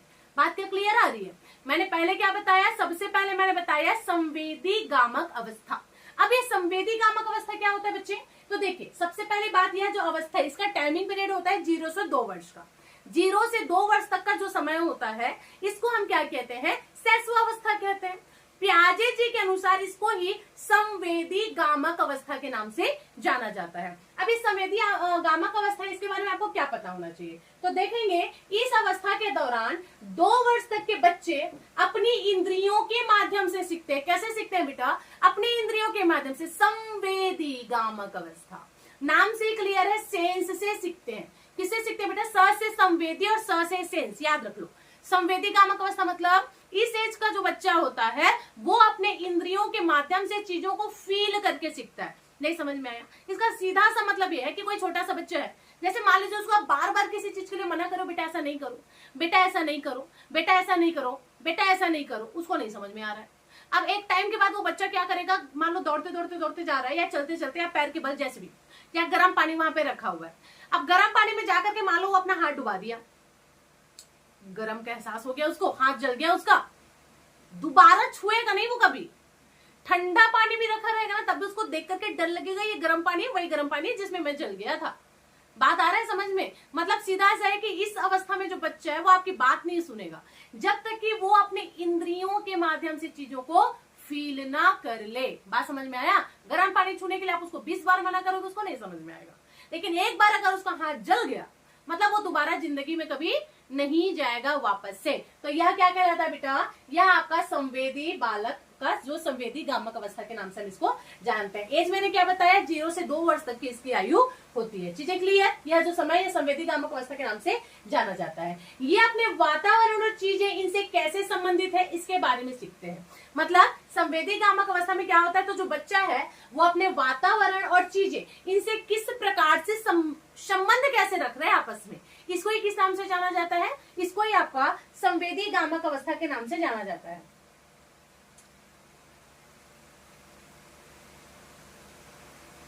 हाँ जी, बहुत बढ़िया, ठीक है, चीजें क्लियर, सारे का आंसर आ रहा है, बहुत सुंदर। अब देखते हैं, जब मैं संवेदी गामक अवस्था आपको समझ में आ गया, मतलब बच्चा उस अवस्था में सिर्फ अपनी इंद्रिय की बात समझता है, तब हम उसको क्या कहते हैं बेटा? संवेदी गामक अवस्था के नाम से जानते हैं। अब देखो, संवेदी गामक अवस्था के भी अपने अपने पार्ट है भाई। कैसे अपने अपने पार्ट है? तो जैसे संवेदी गामक अवस्था के अंतर्गत एक होता है आपका वस्तु स्थायित्व। संवेदी गामक अवस्था का एक पार्ट मैंने क्या बताया? इसको कहा जाता है वस्तु स्थायित्व। वस्तु स्थायित्व मतलब वस्तु आपके सामने नहीं है फिर भी उसका स्थायित्व बना हुआ है। क्या समझ में आया? नाम से ही परिभाषा निकालो ताकि आपको बाद में कंफ्यूज ना होना पड़े। हमने नाम बोला वस्तु स्थायित्व, तो वस्तु स्थायित्व मतलब वस्तु नहीं है फिर भी उसका स्थायित्व बना हुआ है। नहीं समझे? जैसे देखो, बच्चा मान लो की से खेल रहा है, गाड़ी का चाबी है, अब गाड़ी को लेकर के मान लो पापा को जाना है ड्यूटी, अब बच्चा चाबी को दे ही नहीं रहा है, चाबी को दे ही नहीं रहा है, आप मांगे पड़े हो, बच्चा दे ही नहीं रहा है, तब हमारे पास एक ही ऑप्शन बच जाता है कि बच्चे से चाबी ले ले। अब मम्मी क्या करे? बच्चे से चाबी को छीन लेती है, फिर ऊपर हवा में फेंक देती है और बोलती बाऊ ले गया। ये सबके साथ हुआ होगा और सबने देखा होगा, बच्चा जब चाबी से खेल रहा है, हम मांग रहे दे नहीं रहे, तो हमारे पास बस एक यही ऑप्शन बचता है कि हम उसे छीन ले और उसको हवा में फेंक दे, और हम क्या बोलते हैं कि बाऊ ले गया, अब चाबी है चिड़ी और हमने उसको छुपा लिया। अब पेरेंट्स को ये लगता है ना कि ऐसा करने के बाद आपने अपने बच्चे को बेवकूफ बना लिया और आपका बच्चा मान भी गया कि चाबी को बाऊ लेकर के चला गया है, पर आपको पता ही क्या कि बच्चे को पता रहता है कि मम्मी चाबी छुपा दी है, कोई बाऊ वाऊ लेकर के नहीं गया है, पर बेचारा बोल नहीं सकता ना उस टाइम पे, क्या करे, मजबूरी है उसकी। पर उसको समझ में ये जरूर आता है कि चाबी को छुपा दिया गया है, कोई बाऊ वाऊ लोग लेके नहीं गया है और न ही वो हवा में गुम है। आपको बता दे क्योंकि प्रयोग किया गया बच्चे पे, तो हर पेरेंट्स को ये गलत फहमी रहती है कि हम बच्चे को बेवकूफ बना रहे हैं ऐसा करके, लेकिन ना, बच्चे को सब समझ में आता है, बस बेचारा बोल नहीं पाता है, सिर्फ इतना सा अंतर होता है। समझ में आया? मतलब क्या है? मतलब बच्चे की नजर में वो चाबी नहीं है, आपने चाबी को फेंक दिया, बाऊ लेकर के चला गया, लेकिन फिर भी बच्चे को पता है कि चाबी तो वही है और चाबी का जो इमेज है वो उसके सामने बना हुआ है। तो यही क्या कहलाता है बेटा? वस्तु स्थायित्व। बात क्या क्लियर हुई? मतलब वस्तु वहां पे नहीं है फिर भी बच्चे को लगेगा यही इस पर है, यही इस पर है, यही इस पर है। ये इमेज जो है ना बच्चे के आंख के सामने जो स्कीमा है वो बना रहता है। तो यह संवेदी गामक अवस्था के अंतर्गत हमको देखने के लिए होता है। ये सारी हरकतें 0 से 2 वर्ष के बच्चे में ही होती है। 2 साल के बाद तो आपका बच्चा बोलना सीख गया है, मतलब वो मुंह थोड़ी फुला करके बैठेगा, उसको जो फील हो रहा है वो तुरंत बोलेगा, ठीक ना। तो ये हो गया आपका वस्तु स्थायित्व। तो मेरे ख्याल से ये चीजें आपके समझ में आ चुकी है कि वस्तु स्थायित्व हम किसको बोलेंगे, राइट। दूसरा देखो, तो एक अवस्था अपने को समझ में आ गया, क्या होता है, वस्तु स्थायित्व होता है।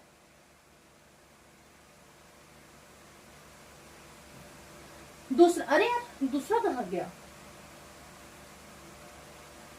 लग रहा है वो वाला स्लाइड ऐड नहीं हुआ है, चलिए लिख लीजिए आप, है ना। एक होता है, एक तो पहला हो गया संवेदी गामक अवस्था का, संवेदी गामक के अंतर्गत वस्तु स्थायित्व की अवस्था। दूसरा होता है बेटा, लिखेंगे यहाँ पर, नोट डाउन करेंगे, है ना, यहाँ पर लिखाया नहीं गया है, शायद ऑपरेटर भूल गया होगा।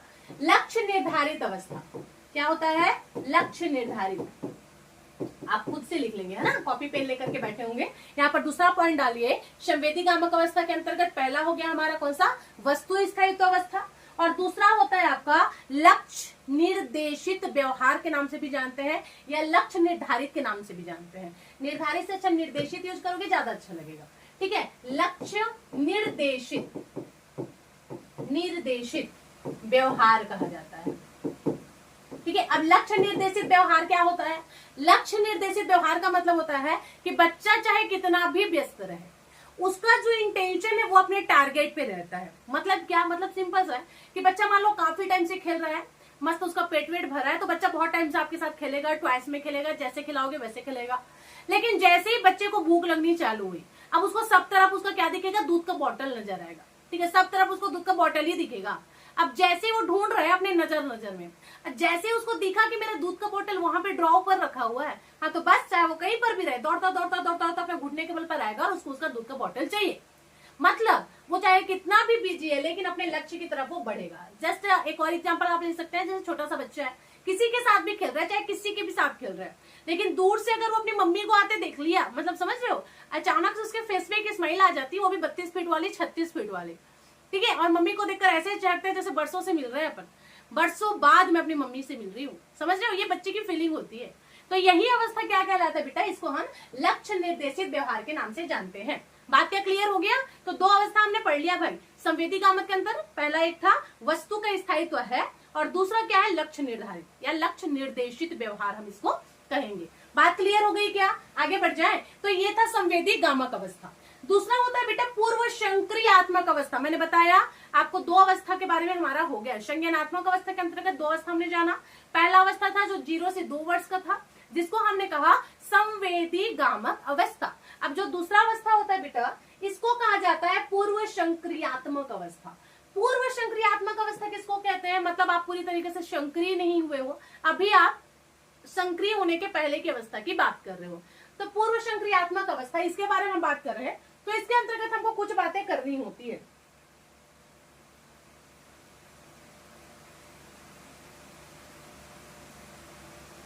कौन सा प्रश्न बोल रहे हैं जी?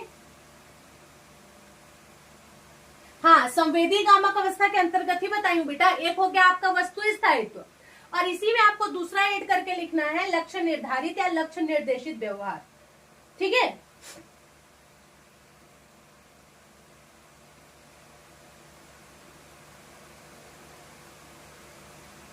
चल अब आगे आते हैं पूर्व संक्रियात्मक अवस्था की तरफ। तो पहली पॉइंट तो आप ये लिखेंगे कि पूर्व संक्रियात्मक अवस्था किसको कहा जाता है बेटा।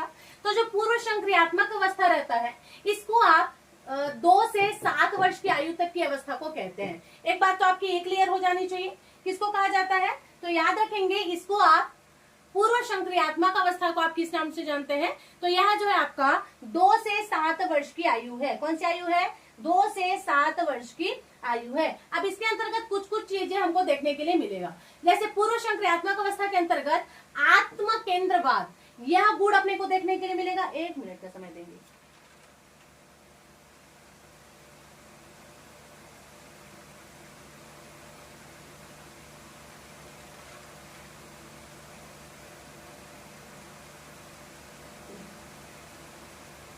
अरे यार, ये किस टाइप से कंटेंट रेडी किया है। देखो आत्म जो केंद्रवाद है ये एक पार्ट के अंतर्गत हमको पढ़ना होता है, एक पार्ट के अंतर्गत पढ़ना होता है। मतलब एक सेकंड देख लेते हैं पहले तो।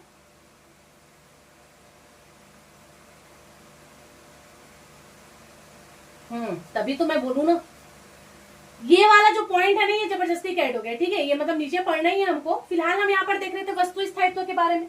वस्तु स्थायित्व के बारे में हमने जाना किसके बारे में, लक्ष्य निर्देशित अवस्था के बारे में।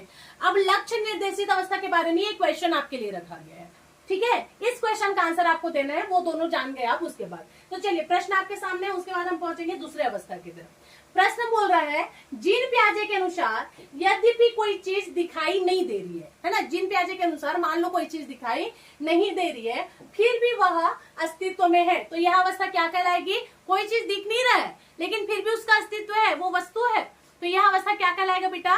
इस अवस्था को आप किस नाम से जानेंगे, तो इस अवस्था को हम किस नाम से जानते हैं, कौन से नाम से जानेंगे, ABCD देख लो भाई। संवेदी अवस्था बोलोगे, पूर्व संक्रियात्मक अवस्था बोलोगे, या फिर मूर्त संक्रियात्मक बोलोगे, या औपचारात्मक बोलोगे। संवेदीकामक बोलेंगे, कोई वस्तु है तब भी और कोई वस्तु नहीं है तब भी, तो ये आपका एकदम सही आंसर हो जाएगा, बहुत बढ़िया। अब इस क्वेश्चन के बाद हम आएंगे पूर्व संक्रियात्मक अवस्था की तरफ, जिसको किस नाम से जाना जाता है बेटा, पूर्व संक्रियात्मक जो अवस्था होता है, देखो 2 से 7 वर्ष, तभी तो मैं बोलूँ ना ये ऊपर नीचे कैसे हो गया है। पूर्व संक्रियात्मक अवस्था किसको कहा जाता है, तो 2 से 7 वर्ष तक की जो अवस्था है यह आपका पूर्व संक्रियात्मक अवस्था कहलाती है, या फिर इसी को प्री ऑपरेशनल स्टेज के नाम से भी जाना जाता है। अब इस अवस्था की खासियत क्या है, पूरी संक्रियात्मक अवस्था की खासियत क्या है, तो देखो इस अवस्था में बच्चे प्रतीकात्मक अधिगम के माध्यम से सीखते हैं। किसके माध्यम से सीखते हैं बेटा, प्रतीकात्मक अधिगम के माध्यम से सीखते हैं। और प्रतीकात्मक जो अधिगम है इसके लिए आप एक वर्ड यूज करते हो, सिंबॉलिक लर्निंग। किस नाम से सीखते हैं, सिंबल। सिंबल के माध्यम से बच्चे जब सीखना चालू करते हैं तो उसको क्या कहा जाता है, पूर्व संक्रियात्मक अवस्था कहते हैं।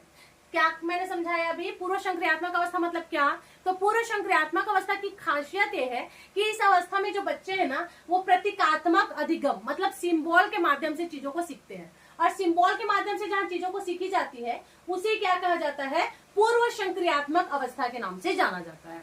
अब ये क्या था मैडम जी, नहीं समझ में आया, ये सिंबल वाला सिस्टम अपने को समझ में नहीं आया कि आखिर ये क्या होता है। देखो प्रतीकात्मक इन सेंस, एक एग्जाम्पल समझो, जैसे कि बचपन में हम वो देखते थे ना, शक्तिमान देखते थे कि नहीं, शक्तिमान देखते थे, तो सारे बच्चे बहुत अच्छे से शक्तिमान देखा करते थे। उसमें जो शक्तिमान है वो कैसे करता था, ऐसे हाथ को ऊपर किया, तुरंत घूमा, और तुरंत घूमने के बाद वो उड़ करके गायब हो जाता था, होता था आसमान में उड़ने लग जाता था। सारे बच्चे ये देखे शक्तिमान, एक बार ऐसे हाथ ऊपर हुआ, घूमा, और उसके बाद फिर वो उड़ रहा है आसमान में। अब बहुत सारे बच्चे खुद ही प्रैक्टिकल करने लगे, खाट के ऊपर में खड़े हुए, हाथ को ऐसे ऊपर किया और सुई से खुद गोल घूमे, और उड़ने के लिए जैसे ही कूदे दम में से नीचे, है ना। तो यही क्या कहलाते हैं बेटा, यही आपका प्रतीकात्मक या फिर सिंबल लर्निंग कहते हैं। प्रतीकात्मक अधिगम इसी को कहा जाता है कि जब भी कोई चीज को आप देखते हो, जैसे कि जस्ट एक और एग्जांपल ले लो, हैरी पॉटर मेरा फेवरेट मूवी है बचपन से, मुझे इतना पसंद है कि मैंने उसके सारे पार्ट ही देख डाले हैं ऐसा। तो जब हैरी पॉटर हम देखते हैं तो हैरी पॉटर में हमने क्या देखा था, उसमें जो चुड़ैल होती है झाड़ू वाली, वो झाड़ू के ऊपर बैठती है और आसमान में फिर उड़ने लग जाती है। तो बच्चे क्या करने लगे इस मूवी को देख करके, वो भी एक झाड़ू लिए, झाड़ू के ऊपर में बैठे और वो भी उड़ना चालू किए, जैसे बेड के ऊपर से कूदे धम से नीचे, ठीक है। तो ये होता है आपका सिंबल लर्निंग, मतलब जो चीजें आपने देखी है वही चीज आप करना चाह रहे हो और उसके बाद आप ऐसे करके सीख रहे हैं, तो ये होता है प्रतीकात्मक क्या, लर्निंग या फिर अधिगम। समझ में आया, अब समझ में आ गया कि नहीं आ गया कि प्रतीकात्मक अधिगम किसको कहेंगे, क्लियर है चीजें। हम जो चीजें, जो वीडियो हमारे माइंड में चलते रहता है, हम उसी को सच मान करके वही सेम चीजें करने लग जाते हैं। जैसे कि आपका डोरेमोन ले लो, डोरेमोन आजकल के सारे बच्चे देख रहे हैं, जैसे ही गेट खोल रहा है, एक तो दरवाजा सामने में रखा, अभी तक तो घर में था, जैसे ही दरवाजा सामने में रखा वो पार्क में पहुंच गए। अब बच्चे खुद ऐसी करने की कोशिश कर रहे हैं, छोटा मोटा खिड़की का टुकड़ा है अगर उनके पास, उनको वो दरवाजा बना लिया डोरेमोन का और उसको रख रहे हैं और सोच रहे हैं कि अब दूसरी जगह में रखूंगा तो मैं पार्क में पहुंच जाऊंगा। मतलब जो चीजें आप देख रहे हैं उसको हकीकत मान करके आप स्वयं वो चीजें कर रहे हैं, तो यही क्या कहलाता है बेटा, सिंबल लर्निंग या फिर प्रतीकात्मक अधिगम के नाम से हम इसको जानते हैं, जो कि किसके अंतर्गत हम पढ़ रहे हैं बेटा, पूर्व संक्रियात्मक अवस्था के अंतर्गत। तो ये सारी चीजें क्या होती है, तो इसके लिए आप नोट करके लिख सकते हैं कि जितनी भी कमियां होती है, जितनी भी गलतियां होती है यह कमी वाली अवस्था है। क्या है यह नोट करके लिख लेना, यह कमी वाली अवस्था है। जितनी भी गलतियां होंगी, जितनी भी कमियां होंगी, यह इसी अवस्था में आपको देखने के लिए मिलेगा। बस एक लाइन याद रख लो, जितनी भी कमी होगी, जितनी भी, जैसे कोई झाड़ू में उड़ सकता है क्या? दरवाजा ऐसा कभी बना हुआ है क्या? या शक्तिमान के जैसे रियल में कोई पावर होता है क्या? ठीक है, तो जितनी भी कमी रहेगी ये सब इसी अवस्था में आपको देखने के लिए मिलेगा। कौन सा अवस्था में बेटा? पूर्व संक्रियात्मक अवस्था में। चीजें क्या क्लियर है? जैसे कि जो बच्चा है वो दो चीजों में डिफरेंस नहीं कर पा रहा है। कमी मतलब समझ में आया ना? बच्चा दो चीजों में डिफरेंस नहीं कर पा रहा कि कौन सा काल्पनिक की दुनिया और कौन सा वास्तविक दुनिया है। वो काल्पनिक दुनिया में जो चीजों को सोच रहा है उसको रियल में वही चाहिए। जैसे कि जब लड़कियों का शुरू शादी होता है, तो जब शुरू शादी होगा ना, शुरू ससुराल जाएंगी, शादी हुआ है मतलब फिक्स हो गया, अब उसको शादी करके जाना है, तो जो लड़कियों के सपने होते हैं ना कुछ ऐसे रहते हैं कि शादी के बाद मैं बिल्कुल अक्षरा जैसी बहू बनूंगी। ठीक है, अब अपने माइंड में सेट करके रखी कि मैं एकदम अक्षरा जैसे बहू बनूंगी, आदर्श बहू बनूंगी, वहां जाऊंगी, मम्मी जी पापा जी दिन भर करते रहूंगी और एकदम अक्षरा के जैसे मेरे को प्यार मिलेगा और मैं बिल्कुल अक्षरा के जैसे फटाफट से सब काम को कर डालूंगी। हम अपने सपने देखते हैं ऐसा शादी से पहले। ठीक है, शादी जैसे फिक्स होता है माइंड में चीजें चलने लगती है। अब हमने तो सोचकर आए थे भाई कि हम अक्षरा जैसे बहू बनेंगे, लेकिन ससुराल वालों की हरकतें हमको कमोलिका बना देता, तो हम क्या करें फिर? ठीक है, मजबूर कर देता है कमोलिका बनने पर। हम तो चाहते थे अक्षरा बनना, पर आपने मजबूर किया कमोलिका बनने पर, तो हम क्या करें फिर? समझ रहे हो? तो यही चीजें होती है, तो यही चीज यहाँ पर क्लियर किया गया है। ठीक है, चीजें क्या क्लियर? तो यही चीजें हैं जो आपको समझ में आना चाहिए। तो पूर्व संक्रियात्मक अवस्था मतलब कल्पना की दुनिया है कि हम अक्षरा बनेंगे, पर एक्चुअली में आप कमोलिका बन जाते हो। ये रियलिटी है। ठीक, और ये हम बनना नहीं चाहते, ये आपने बनने पर मजबूर कर दिया, हम क्या करें फिर? ठीक है, चीजें क्या क्लियर? बेटा एप्लीकेशन पे 4 क्लासेस हो रही हैं अभी। मॉर्निंग में 2 क्लासेस आपकी होती हैं, इवनिंग में 2 क्लासेस होती हैं, वेडनेसडे से 3 क्लासेस हो सकती हैं। डिपेंड करेगा क्लास के टाइम के ऊपर कि कौन सा क्लास कितने टाइम का जा रहा है। जैसे कि मेरी जो क्लास है वो 40 मिनट की होनी चाहिए थी, पर अभी 1 घंटा हो गया और ये 20 मिनट और चलेगा ये क्लास आपका। ठीक है, तो आप ये मान करके चलो मॉर्निंग में 2 क्लासेस, इवनिंग में 2 क्लासेस। धीरे से इस क्लास को बढ़ा देंगे, मॉर्निंग में 3 क्लासेस, इवनिंग में 3 क्लासेस, है ना? इस प्रकार से एप्लीकेशन पे आपकी जो क्लासेस है वो प्रोवाइड कराई जाएंगे और वैसे ही हो रहा है, लाइव क्लास में आप जाकर के देख सकते हैं। ठीक, तो ये चीज अपनी क्लियर हो गई। अब देखेंगे पूर्व संक्रियात्मक चरण की विशेषता के अंतर्गत एक शब्द मिला है हमको, आत्म केंद्रवाद। आत्म केंद्रवाद किसको कहते हैं बच्चे? आत्म केंद्रवाद के लिए एक शब्द यूज होता है ईगो। कौन सा शब्द यूज होता है आत्म के लिए? देखिए, आत्म केंद्रवाद को हम ईगो सेंटरिज्म के नाम से जानते हैं। किस नाम से जानते हैं? ईगो सेंटरिज्म। क्या बोलते हैं इसको? ईगो सेंटरिज्म के नाम से इसको जाना जाता है। अब आत्म केंद्रवाद को हम क्या बोल रहे हैं? ईगो सेंटरिज्म। अब इसका सीधा सा मतलब समझिए कि अगर आप कोई बात बोल रहे हैं, अगर दो लोगों में बात हो रही है, तो आपको ये लग रहा है कि जो मैं बोल रहा हूं वही सही है, अगला का बात सुनना नहीं है आपको बस ये लग रहा है कि मैं हूं और बस मैं हूं और मैं दुनिया का अंतिम हूं, मैंने जो बोल दिया वही सही है और जो मैं बोलूंगा वही सही होगा। तो ईगो का, इसको कहा जाता है ईगो सेंटरिज्म, या इसी को क्या कहा जाता है? आत्म केंद्रवाद के नाम से हम इसको जानते हैं। किस नाम से जानते हैं? आत्म केंद्रवाद के नाम से इसको जाना जाता है। चीजें क्या क्लियर? तो आत्म केंद्रवाद किसको कहते हैं? कोई दिक्कत नहीं है किसी को? ऐसी परिस्थिति जिसमें आप है ना, ठीक है, चीजें क्लियर हो गई।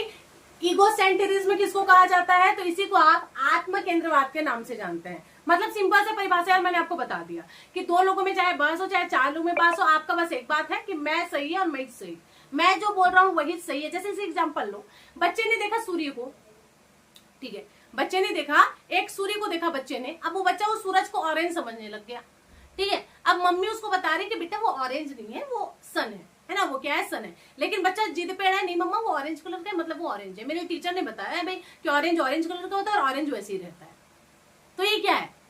तो यही आपका कहलाता है बेटा आत्म केंद्रवाद, ईगो सेंटरिज्म के नाम से हम इसको जानते हैं। बात क्या क्लियर? मतलब जो मैं बोल रहा हूं बस वही चीज सही है, यह क्या कहला जाता है? यह आपका आत्म केंद्रवाद के नाम से हम इसको जानते हैं। देखो इसका अर्थ है कि उनमें स्वयं के दृष्टिकोण के बाहर देखने की क्षमता की कमी होती है।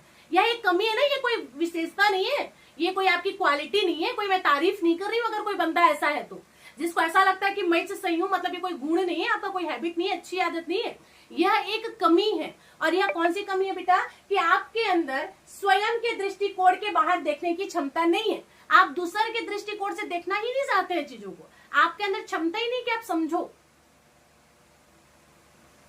बात क्या क्लियर हो रहा है आपको? तो ये गुण नहीं है, क्लियर कर दें आपको, ठीक है। चलिए आगे होता है आपका जीववाद। जीववाद किसको कहते हैं? तो बच्चा इस विश्वास को दर्शाता है कि निर्जीव वस्तुएं जीवित प्राणी है। इसको क्या कहते हैं बेटा? इसको जीववाद कहते हैं। क्या कहते हैं? जीववाद। निर्जीव में भी जीवन देख लेना, यही क्या कहलाता है? जीववाद। और कब होता है? मैंने बोला ना, जितनी कमियां होंगी वह आपके इसी अवस्था में होगी, पूर्व संक्रियात्मक अवस्था में। अब कभी निर्जीव में जीव हो सकता है क्या? लेकिन ये एक कमी है जो एक बच्चे के अंदर देखा जाता है। कब? जैसे कि आपने देखा होगा, छोटा सा बच्चा एक डॉल रखी हुई है, जैसे एक लड़की है जो डॉल रखी हुई है, अब वो डॉल को खाना खिला रही है, मेरी बेबी को भूख लग रहा होगा, उसको अपने पास सुला रही है, मेरी बेबी को गर्मी लग रहा होगा, एसी चालू करो, ये सारी चीजें, मतलब वो ये लग रहा है ना कि उसके अंदर एक जीवन है। तो निर्जीव में भी वो जीवन देख रही है, ठीक है। तो ये होता है आपका जीववाद। चीजें क्लियर? तो ये भी हम इसी के अंतर्गत देखेंगे। और इसी के अंतर्गत ही आपके पूर्व संक्रियात्मक अवस्था के अंतर्गत ही एक अवस्था होता है जिसको प्रिंटेड प्ले के नाम से जाना जाता है। किसके नाम से जाना जाता है बेटा? प्रिंटेड प्ले के नाम से जाना जाता है। अब प्रिंटेड प्ले किसको कहेंगे बेटा? तो प्रिंटेड प्ले मतलब एक शब्द में आप बोल सकते हो दिखावा। क्या बोल सकते हैं हम इसको? प्रिंटेड प्ले को हम बोल सकते हैं दिखावा। जैसे बच्चे अपनी कल्पनाओं का उपयोग करके अन्य वस्तु, क्रिया या विचारों का प्रतिनिधि करने के लिए वस्तु, क्रिया और विचारों का उपयोग करता है। मतलब जो चीज आपकी है ही नहीं है उसको आप दिखावा कर रहे हो कि ये मेरा है, ठीक है। जैसे कि कोई यूट्यूबर है, मान लीजिए, ना तो उसका खुद का प्लेटफॉर्म है, ना तो उसका खुद का सेटअप है, फिर भी पढ़ा ऐसे रही है जैसे कि मेरा ही प्लेटफॉर्म है, ठीक है। ऐसे जता रही है लोगों के जैसे कि मैं इस चैनल की ऑनर हूं। है नहीं, वो सिर्फ एक फैकल्टी है, पर दिखाई ये रही है कि प्लेटफॉर्म मेरा अच्छा है, ये सेटअप मेरा अच्छा है, मैं इस चैनल की ऑनर हूं, ना कि मैं एक फैकल्टी हूं। जैसे कोई टीचर भी है तो टीचर दिखाता है ऐसे कि मैं इस चैनल का डायरेक्टर हूं, मैं इस चैनल का फाउंडर हूं। एक्चुअली रियलिटी ये है कि आप सिर्फ एक फैकल्टी है, ऑनर कोई और है, पर आप दिखावा ऐसे कर रहे हो कि मैं ही ऑनर हूं। तो यह क्या कहलाएगा? यह आपका प्रिंटेड प्ले कहलाएगा। तो ये एग्जांपल बड़ों के लिए था। बच्चों के लिए आप क्या एग्जांपल ले सकते हैं? जैसे कि मान लीजिए कोई बच्चा है जिसके मम्मी पापा दोनों ही डॉक्टर हैं। अब उस बच्चे ने क्या किया, मम्मी को भी देखा कि वो बकायदा क्या कर रही है, अपना जैकेट पहन रही है डॉक्टर वाला, और पापा भी बकायदा डॉक्टर वाला जैकेट पहन रहे हैं, अपने स्कोप वगैरह लगा रहे हैं। तो बच्चे भी क्या करेगी, उसके अंदर भी एक जुनून हो जाता है कि मैं भी डॉक्टर हूँ। अब वो मम्मी पापा किसी का भी जैकेट पहन ली, उनका स्कोप लगा ली, और उसके बाद बोल रही मैं तो डॉक्टर हूँ, मैं तो डॉक्टर हूँ। है नहीं, पर वो दिखावा करेगी मैं डॉक्टर हूँ। समझ रहे हो? तो यह भी किसके अंतर्गत आ जाता है बेटा? यह भी एक कमी है। तो यह भी आ जाता है आपके प्रिंटेड प्ले, मतलब आपकी कौन सी अवस्था के अंतर्गत? पूर्व संक्रियात्मक। ये सारी हरकतें हम तभी करते हैं। अब जो बड़े होने के बाद ये हरकतें कर रहे हैं, मतलब समझ लो उसके अंदर बच्चा वाला गुण है अभी भी, ठीक ना। चौथा आता है आपका इसी के अंतर्गत अपरिवर्तनीयता। अपरिवर्तनीयता मतलब क्या हो गया? तो ये भी पूर्व संक्रियात्मक अवस्था के अंतर्गत आ गया। अब इसको थोड़ा सा एक्सप्लेन करती हूँ। विचार की अपरिवर्तनीयता, बच्चा एक समय में स्थिति के केवल एक ही पहलू पर अपना ध्यान केंद्रित कर सकता है और अपने विचार की दिशा को उलट नहीं सकता। यह कहलाता है अपरिवर्तनीयता। मतलब एक टाइम पर बच्चा सिर्फ एक ही चीज को एक्सेप्ट कर सकता है, वो उसका बदलाव को नहीं क्या कर सकता, संभाल पाता। तो यह कमी क्या कहलाता है? अपरिवर्तनीयता कहलाता है। इसका मतलब क्या हुआ मैडम जी? इसका मतलब ये हुआ कि जैसे मान लो कोई बच्चा है जो 1 2 3 4 5 6 ऐसे पढ़ रहा है, तो ये फ्लो उसको पता है और इस फ्लो में वो पढ़ भी सकता है। लेकिन उसी बच्चे को आप तुरंत बोलोगे 6 5 4 3 2 1 पढ़, उल्टा पढ़, उल्टा नहीं पढ़ सकता। जैसे बच्चा मान लो ऐसे सीधा जा रहा है आपके तरफ, अब आप उस बच्चे को बोलो ऐसे वापस जा, वो नहीं जा सकता है। समझ में आ रहा है? तो यह जो कमी होती है इसको ही अपरिवर्तनीयता के नाम से जाना जाता है। जैसे बच्चे को ये पता है कि अगर हम वाटर को फ्रीजर में रख दें तो वाटर का आइस बन जाएगा, बर्फ बन जाएगा, पर उस बच्चे को ये नहीं पता है कि वह बर्फ अगर हम बाहर निकाल दें तो वापस पानी भी बन सकता है। मतलब समझ आ रहा है कि आप एक ही दिशा के पर विश्वास कर रहे हो, वो वापस भी आ सकता है, इस पर आपको नहीं पता। यह आपकी कमी है और इस कमी को किस नाम से जाना जाता है बेटा?